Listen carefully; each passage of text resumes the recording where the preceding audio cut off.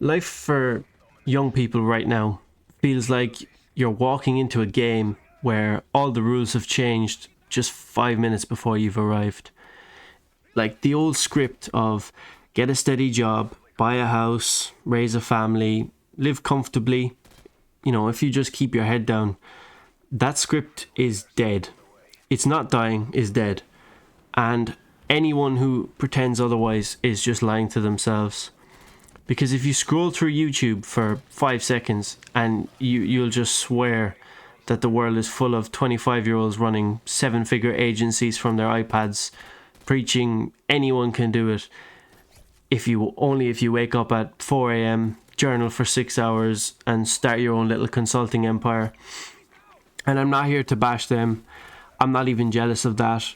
But there is a glaring gap in that conversation that they don't really acknowledge. Nobody really talks about the grind that, doesn't go viral, because it's the part where you work every day, you chip away, and yet you still feel like you're just going through concrete. It's just so deflating. And that's where I am. I'm pushing, I'm trying, and it's really slow. It's painfully, unbelievably slow. And before you quit your job and convince yourself that you'll be a self-made millionaire by 2030, you deserve to see that side too. Because I'm not chasing wealth. I just want a reasonable life. Enough to live, enough to enjoy my work, enough to breathe. And right now, I do enjoy the work, but the progress, yeah, it's slow. So in this video, I'm going to walk you through what I'm actually doing on the, I suppose, road to self-employment. What's working, what's failing, and what I've planned next to get me there. This isn't going to be some propped up social media bullshit. This is the real unfiltered truth of where I'm at and the work I've put in to get here. So first off, I'll give you a bit of context. I finished my bachelor's degree in university in April, and I was working as a freelancer before then, and I have done since, and I'm 23. I am not a financial advisor, so take everything I say as me sharing my experiences and not telling you this is the way to go. So we'll start off with income, and we'll begin with my job income, we'll say, which is what I've made from freelance work. At the time of recording this video, I've earned €22,130 from my quote-unquote job, which, for the sake of anonymity, I'm going to keep it quite vague because it is niche and in the public eye. But all of that income has come from a time for labour trade, despite it being freelance work, by the way. It isn't exactly scalable. It can be, but in limited circumstances, and it's not enough to really surpass that dramatically without trading more time for money. I'm expecting that number will increase to between 25 and 26,000 euro by the end of the year, but that still accounts for pretty much 99% of my income. So my next income stream, I have two more. This one is dividends. At the start of this year, I really kind of started taking dividend investing seriously. So I had some stocks, but I really began putting a focus on only investing those that pay out in dividends. And I've consistently chipped in about 500 to 700 euro a month, sometimes a bit lower, but usually around that mark, into this portfolio. And at the time of recording, that income has now totaled €99.32, completely passive from dividends, which is okay. Not great, but for a first year, it's okay. The only other income stream I have, which is another passive income, is €43 that I've made from a savings account. Obviously, for a first year, both are decent, but as for income, that is all I've got at the moment. Those two plus my job. It's bleak, and about €15,000 worth of that income, at a kind estimate, is tied to living in Ireland. So at the moment, there is no way I can leave the country without having to then, get a standard job and work a 9 to 5 or whatever. So now we're going to move on to assets and my total wealth. in terms of my financial assets, this is what I've got at the time of recording. The figure sits at roughly 16,400, and that does fluctuate because of how it's divided up, obviously, with various assets. The first one is my stock portfolio, which is worth the most. It's worth 7,500 at the time of recording, but I do plan to sell my Airbus stocks because I'm up 50% on those, or shares, sorry, rather. 1,000 of that 7,500 figure I've given you is profit that I've made from the market doing well. So it's unrealized profit. And also that includes the dividends that I've consistently reinvested. So another €100 of that is from that. So my highest holding is the S&P 500. And I've also, my second highest, I've got an emerging markets ETF, which pays out a dividend every month, which is nice. Those two account for about €1,000 each. The S&P 500 shares have grown to 1,138 at the time of recording, and my highest individual company shares are in Gilead, and I own €670 worth of them, and Mercedes and AbbVie aren't far behind. So the rest of my shares are all in other companies that pay out dividends and a few other ETFs sprinkled in as well. And then we move on to metals.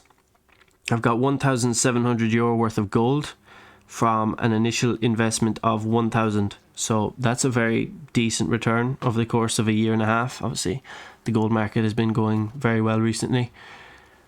So then we move on to my crypto holdings. This used to be the largest part of my portfolio a couple of years ago, but I have slowly been moving away from it, mainly because I've held crypto since 2021 and had been down on that for quite a while, and I bought when the market was low. So this year and last year, obviously the crypto market started to improve, so I sold off quite a lot of that profit. But I will break this down for you now. My portfolio at the moment is worth €3,700, and that is from a total investment of around 2,000. So the rest is profit. But I have sold off a lot of my initial investments. I used to have about €5,000-6,000 worth of crypto. So 1,900 of my 3,700, just over 50%, is in Ethereum. And over half of that Ethereum value, 1,900, is unrealized profit from Ethereum. Then I've also got €1,100 worth of Bitcoin. And that is actually pretty much almost all of my profit. I've sold off almost all of my initial investment, so that's just the profit left over. But I am going to start reinvesting in Bitcoin slowly every week, and I'm going to dollar cost average in. But the rest of my portfolio in crypto is kind of dotted in between other coins, which I'm down big time on pretty much all of them, but it's a much smaller percentage of my holdings, so it's okay.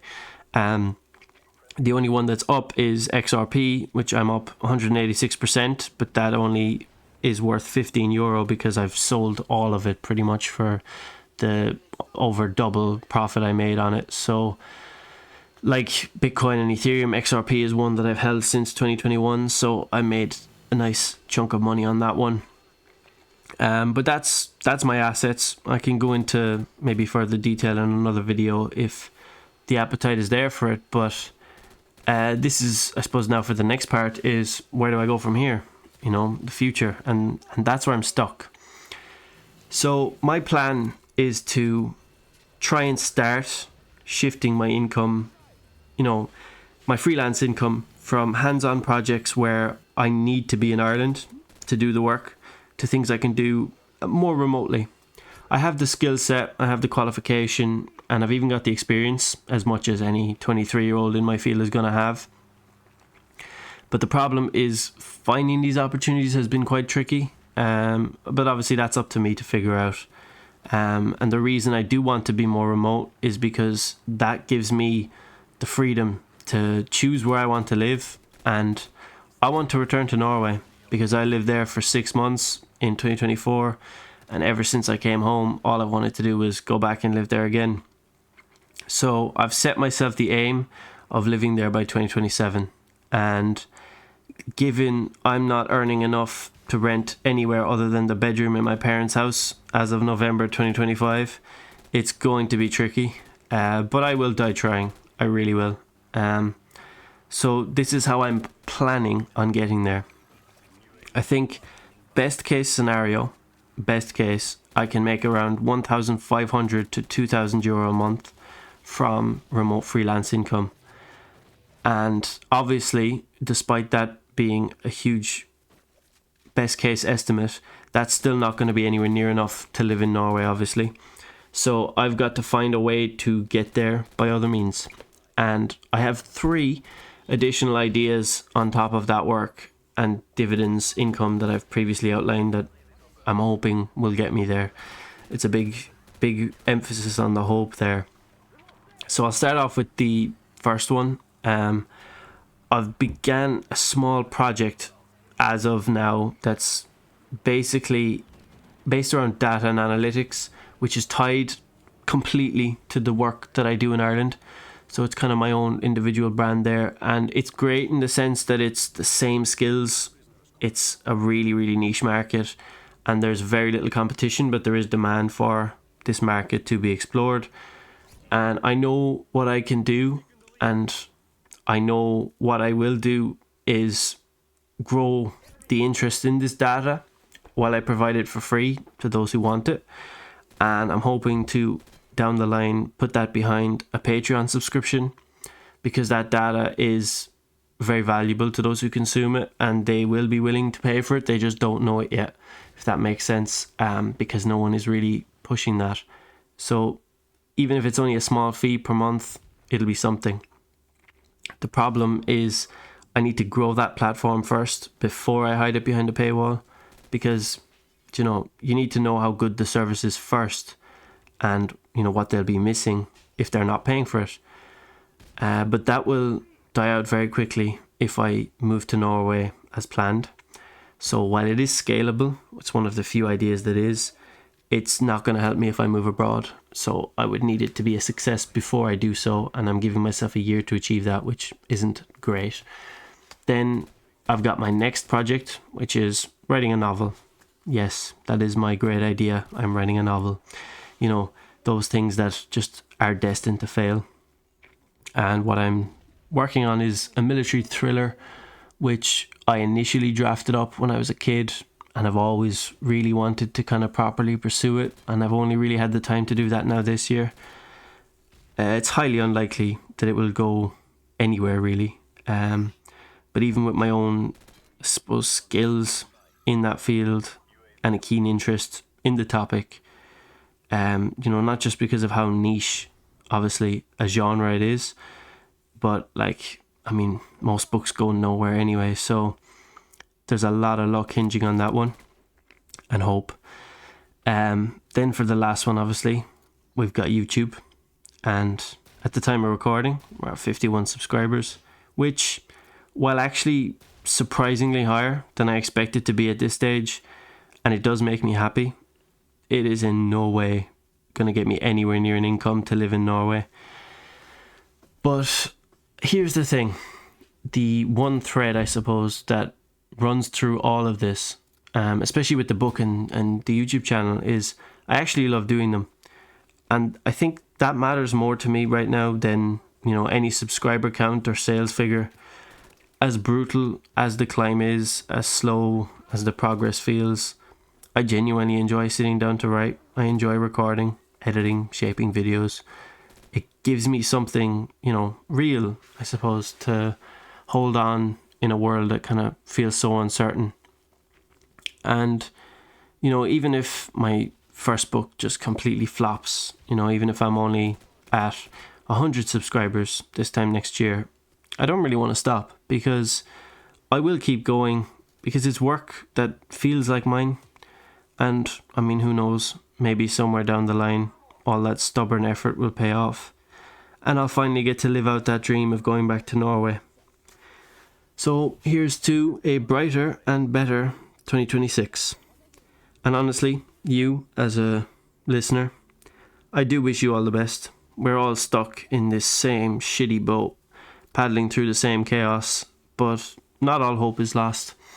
Even when it feels like it, there is still something to reach for. So don't give up. Don't be disheartened, as easy it is as it is to feel those things.